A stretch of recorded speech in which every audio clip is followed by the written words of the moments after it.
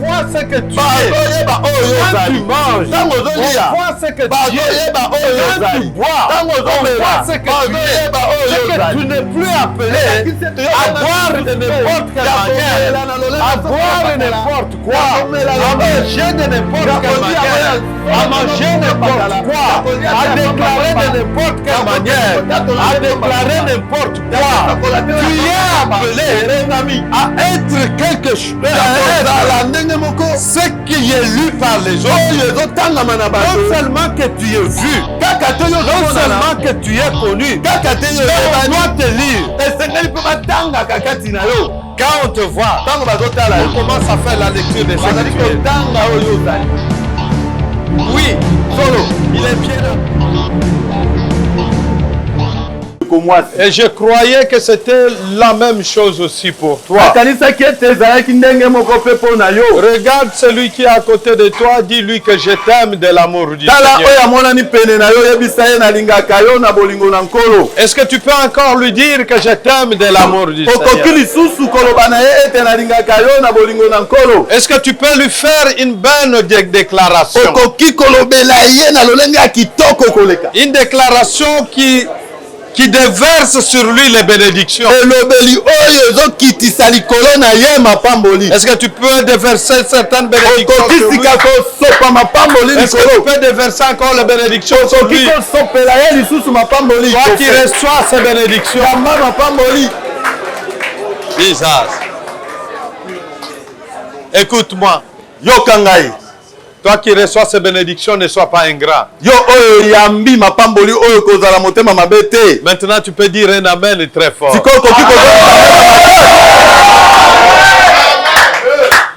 Tu peux dire un amen qui peut déchirer le voile qui n'existe plus.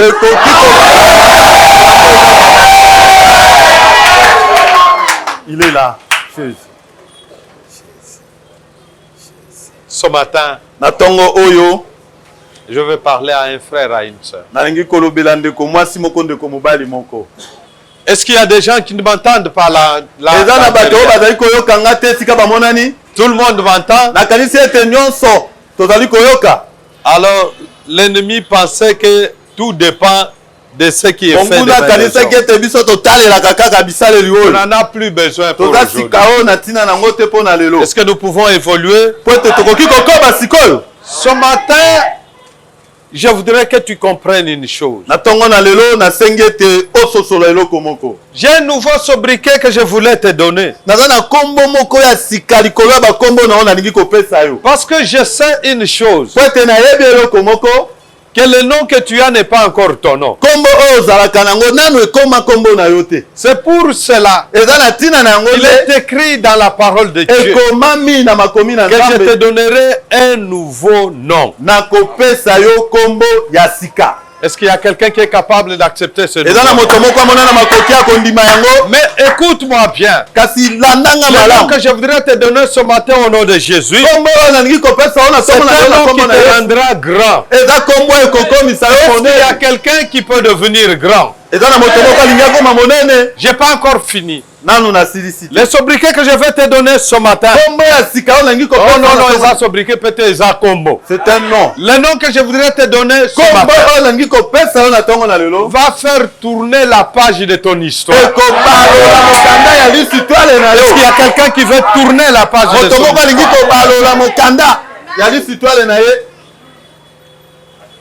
Depuis un certain temps,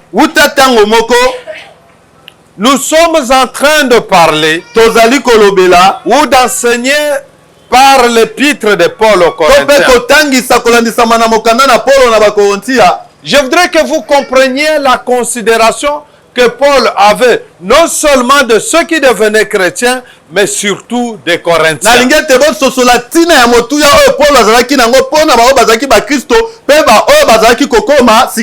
je pense que s'il était encore vivant, il te donnerait aussi les mêmes considérations. Parce que tu es un fils de foi.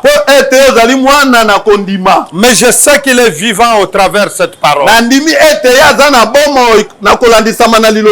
Pour Paul, les Corinthiens étaient la démonstration de la valeur.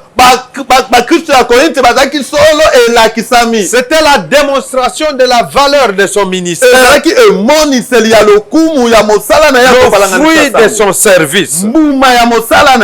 Comme d'autres chrétiens, les Corinthiens avaient abandonné les idoles et s'étaient tournés vers Dieu. Le changement opéré en eux ne pouvait pas passer inaperçu de cette ville de Corinthe. Le changement opéré en eux laissait un bon témoignage dans la ville. Le changement opéré en eux au travers la parole que proclamait Paul, au travers le témoignage de la vérité au travers Paul, ce témoignage de la vérité faisait que ceux qui croyaient en lui, ceux qui avaient foi en lui, parce qu'au travers lui, c'était la foi dans la vérité proclamée par l'évangile. C'était la foi dans la vérité en Jésus-Christ. Et ceux qui croyaient en lui et faisaient la fierté de Paul. Et il faisait l'objet de sa considération. La vie de ces hommes qui a abandonné l'idolâtrie, qui a abandonné les pratiques coutumières juives, la vie de ces hommes et de ces femmes était une vie transformée. Il n'y avait qu'à le regarder pour constater qu'ils ne vivaient plus comme des païens. De Dieu. On ne peut pas venir à Christ et rester le même. On ne peut pas venir à Christ avec les pratiques païennes, avec l'intelligence païenne, avec la sagesse païenne, avec le comportement païen et rentrer le même. Parce qu'il y a ce que les autres attendent de toi. Il y a ce que les autres veulent de toi. Surtout ceux qui sont faibles dans la foi.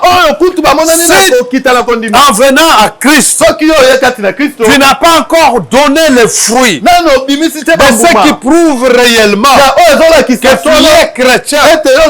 Tu es en train de les empoisonner. Tu es en train de détruire leur foi.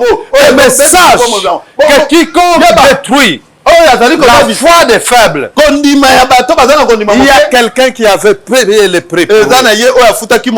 Je ne sais pas encore quelle peut être la réaction de celui qui avait payé le prix pour ces gens. Et la Bible déclare que le prix qui avait été par Christ pour ses achetés, pour ses élus, c'est un prix d'une grande valeur. Est-ce que tu peux acclamer pour cela? Mais ce que j'aime ce matin, c'est que Paul considère ses imitateurs, considère ces chrétiens comme la lettre de Christ que tout le monde pouvait connaître et lire. Est-ce qu'il y a quelqu'un qui me comprend? Il dit, soyez comme la lettre de Christ. C'est que toi et moi, non seulement que nous sommes des témoins, non seulement que nous devons être agréables de Dieu et approuvés des hommes, non seulement que nous sommes des imitateurs. Paul est imitateur de Christ. Mais ce matin, Paul continue à nous dire que nous sommes comme la lettre de Christ. Est-ce que quelqu'un me comprend? Mais pour mieux comprendre ce sujet, il y a des écritures qui nous accompagneront. Le thème de ce matin est intitulé Soyons comme la lettre de Christ. Est-ce que quelqu'un peut-il dire Amen? Est-ce que tu peux encore dire Amen? Vous savez, à un certain moment, ça dépasse tout entendement. Tu te dis, moi qui suis homme, comment puis-je devenir encore une lettre? Comment puis-je devenir une lettre de Christ? Mais je sais une chose. Paul n'est pas le premier à parler de cette lettre. Parce que déjà longtemps, dans Jérémie, dans l'Ancien Testament, on en avait déjà parlé. Et ce matin, Paul nous exhorte à devenir réellement les lettres du Christ. Nous allons découvrir cela pour les épîtres. Nous allons les découvrir dans 2 Corinthiens chapitre 3 versets 2 à 3. Mais nous n'allons pas nous limiter là. Nous allons plus exploiter cette écriture. Dans Jérémie, chapitre 31, verset 33. Mais il est aussi possible que nous puissions lire toujours Jérémie,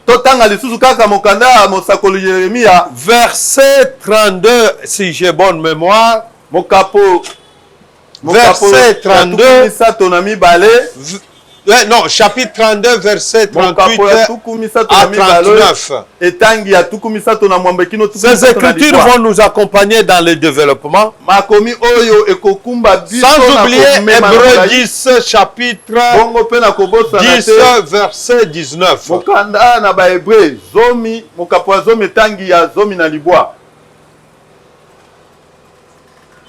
Hébreux 10, verset 16. Nous lirons aussi pour cheminer vers la conclusion. Galates 4, verset 6. Mais vous pouvez continuer. 4 aussi, verset 6. Et le point final de notre enseignement est dans Colossiens, verset 2, non, chapitre 2, verset 14. Nous lisons 2 Corinthiens pour la gloire de notre Dieu.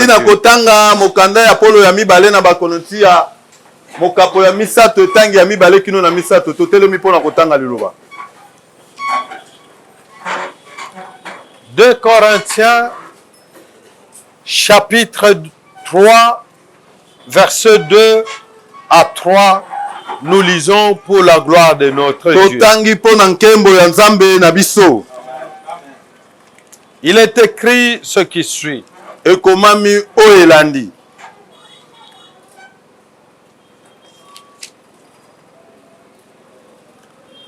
C'est vous-même qui êtes notre lettre, écrite dans nos cœurs, et que tout le monde peut connaître et lire. Oui, il est clair que vous êtes une lettre écrite par le Christ et transmise par nous. Elle est écrite non pas avec de l'encre, mais avec l'Esprit du Dieu vivant. Elle est gravée non pas dans des tablettes de pierre, mais dans des cœurs humains. Elle est gravée non pas dans des tablettes de pierre, mais dans des cœurs humains. Nous lisons encore Jérémie. Jérémie, nous disons chapitre 31, verset 33. Écoute ce que dit les Écritures. Yoka oyo elobi matangi. Mais, voici en quoi consistera l'alliance que je conclurai avec le peuple d'Israël, déclare le Seigneur. J'inscrirai mes instructions non plus sur des tablettes de pierre, comme c'était fait avec les 10 commandements. J'inscrirai mes instructions non plus sur des tablettes de pierre, mais dans leur conscience. J'inscrirai non pas sur des tablettes de pierre, mais dans leur conscience. Je les graverai dans leur cœur. Je serai leur Dieu et ils seront mon peuple. Est-ce que tu peux dire Amen ce matin? C'est que Paul, en parlant aux Corinthiens, il est en train de renouveler dans leurs pensées. Il est en train de recréer dans leur esprit. Il est en train d'inscrire encore dans leur conscience cette nouvelle alliance. Une nouvelle alliance. Une alliance de responsabilité. Une alliance de responsabilité. Mais aussi une alliance de dignité. Écoute-moi, mon frère, ma soeur. Je suis en train d'admirer cette inspiration divine. Des témoins du Christ. Comme témoin agréable à Dieu, mais approuvé des hommes. Nous sommes passés aux imitateurs pour parler aujourd'hui de la lettre de Christ. Mais en te rappelant qu'il n'y a pas longtemps que nous nous sommes posé une question fondamentale. Qui décide de ce que tu dois faire? Qui décide de ce que tu dois dire? Qui décide de comment tu dois te comporter? Si ces choses ont frappé votre conscience, si ces choses sont inscrites dans votre cœur, il y a lieu de comprendre aussi comme Paul. C'est que toi et moi, nous ne sommes pas n'importe qui. Nous ne sommes pas n'importe quoi. Nous sommes une lettre de valeur. Nous sommes une lettre de valeur. Mais cette lettre qui doit être connue de tous, qui doit être lue de tous. C'est-à-dire, quand tu passes, on voit la lecture de ce qui est en toi. Quand on te voit, on voit ce que tu es. On parle. On voit ce que tu es. Quand tu manges, on voit ce que tu es. Quand tu bois, on voit ce que tu es. C'est que tu n'es plus appelé à boire de n'importe quelle manière, à boire n'importe quoi, à manger de n'importe quelle manière, à manger n'importe quoi, à déclarer de n'importe quelle manière, à déclarer n'importe quoi. Tu es appelé à être quelque chose, ce qui est lu par les autres. Non seulement que tu es vu, non seulement que tu es connu, mais on doit te lire. Quand on te voit, on commence à faire la lecture de ce que tu es. Oui, solo. Il est bien habillé. Mais en lui là, c'est un tombeau vide. En lui là, c'est une lettre morte. C'est-à-dire une lettre qui a un contenu sans valeur. Est-ce que quelqu'un me comprend? Est-ce que quelqu'un me comprend? Je ne suis pas en train de te parler pour te blesser. Mais je te proclame cette parole pour que tu deviennes encore cette femme, pour que tu deviennes encore cet homme de beaucoup de valeur. Cet homme connu de tous, vu de tous, mais aussi lu de tous. C'est là que tu viendras ta valeur. Écoute-moi. Ça c'est quoi? C'est quoi ça? C'est quoi ça? C'est quoi? C'est quoi? C'est quoi? L'enveloppe. Hein? C'est pas une lettre.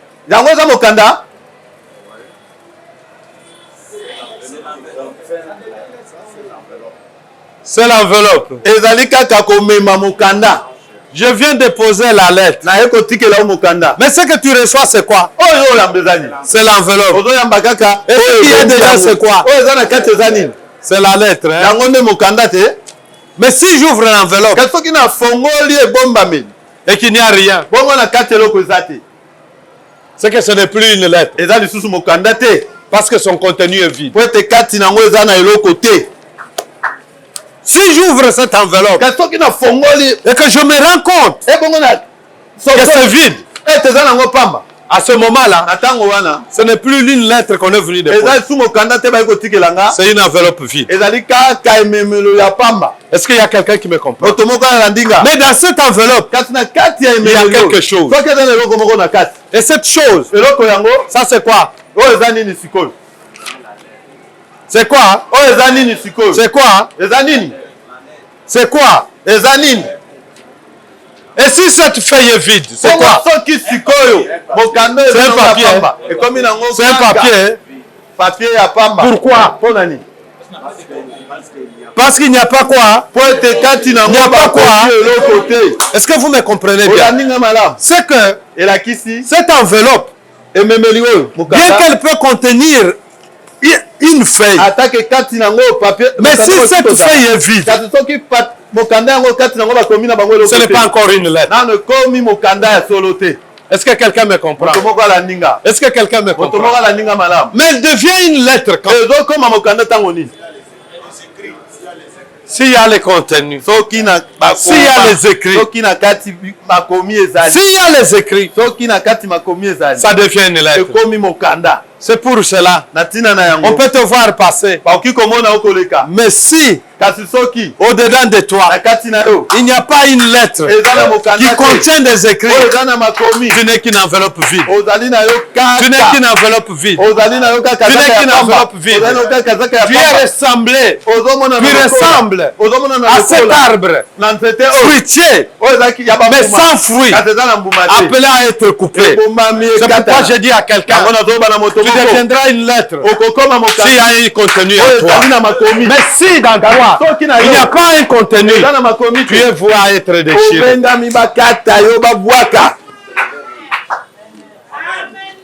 Est-ce qu'il y a quelqu'un qui me comprend? Je voudrais dire à quelqu'un ce matin, Dieu t'envoie. Vois cette enveloppe. Vois cette enveloppe. On peut déchirer. Vois cette enveloppe. Dieu va te donner de la valeur. Et la valeur de cette enveloppe, ce n'est pas la feuille. Ce n'est pas la feuille. La valeur de cette enveloppe, ce n'est le sang qui est inscrit sur la Or, la Bible déclare que Dieu veut signer une nouvelle alliance. Signe avec le peuple. Cette alliance, il veut la signer avec toi. Il la signe avec toi. Tu ne peux plus te promener comme il le fait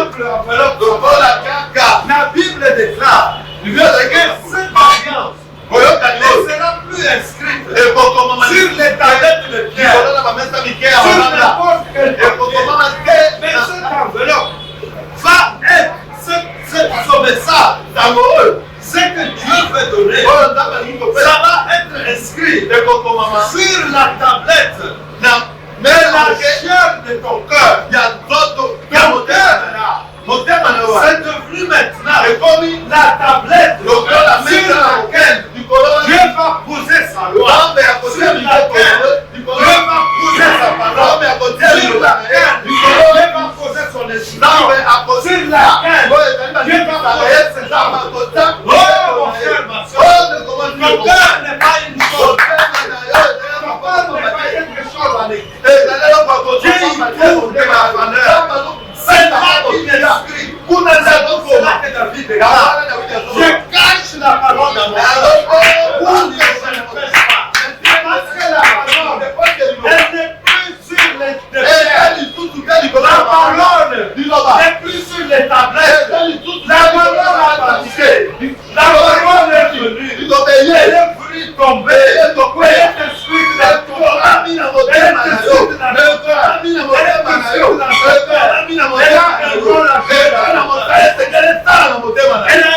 jouer. Elle a un rôle à jouer. Si elle est sur les pierres, tu risques de marcher en oubliant les pierres. Combien de fois n'avons-nous pas oublié ça? Combien de fois nous ne sommes pas promenés avec la Bible parce qu'elle est inscrite. On est son importance, son contenu de son importance, c'est la vérité, son importance, c'est la nourriture, peuple de Dieu. La Bible peut rester, la tablette peut rester, mais la contenu ici, il n'est plus inscrit dans la Bible, il n'est plus inscrit dans la tablette. Quand tu l'as dit, tu l'as approprie, il est inscrit dans ton cœur, il est inscrit dans ton cœur, afin qu'il teste, afin qu'il te conduise, afin qu'il te donne les ordres. Qui va réveiller ta femme. Tu n'es plus n'importe. Tu n'es plus n'importe. Je voulais te déclarer comme la lettre de Christ. Partout où tu passes, on doit te lire.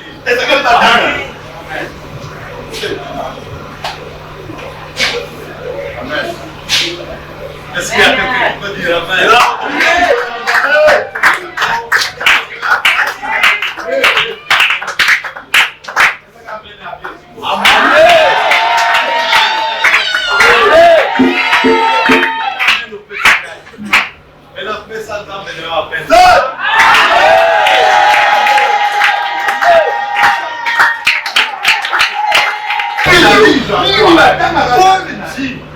Vous êtes comme la lettre. Elle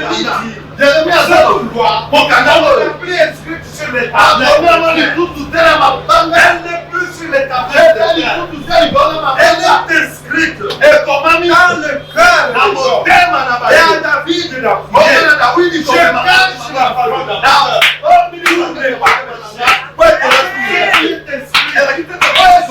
ton papier de cœur.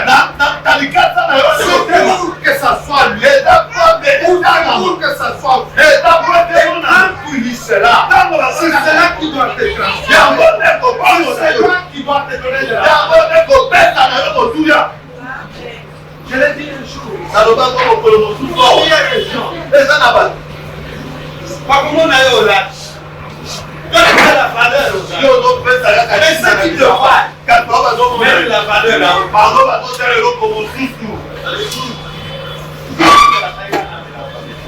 Mais la vie, ça le lit. Pas de la vie, surtout. Vois ce que tu es. Quand tu manges, on voit ce que tu es.